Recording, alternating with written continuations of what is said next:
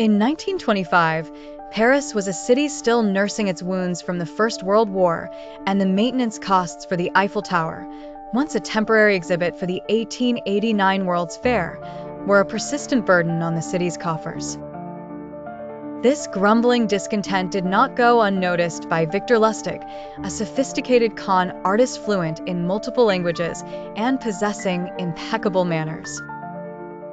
Reading a newspaper article criticizing the tower as a radiant monstrosity and a financial sinkhole, Lustig's mind, ever alert for opportunity, conceived one of the most brazen frauds in history.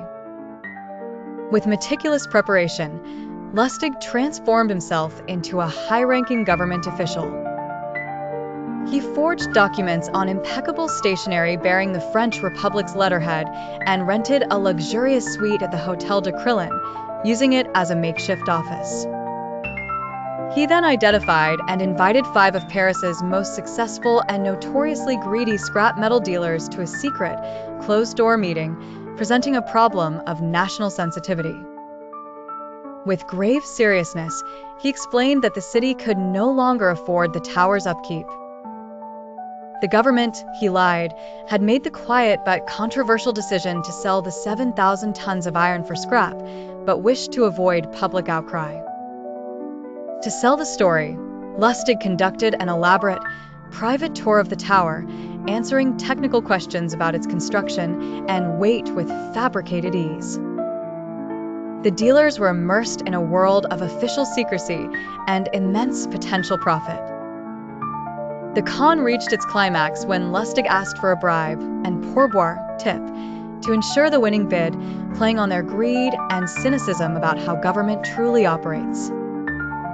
One dealer, André Poisson, desperate to secure the deal and ingratiate himself with who he thought was a corrupt official, paid a substantial sum.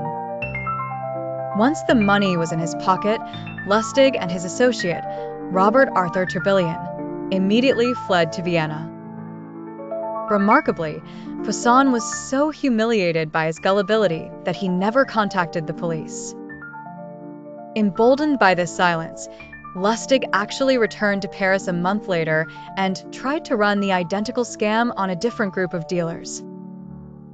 This time, however, the target went to the authorities, forcing Lustig to make a narrow escape to the United States.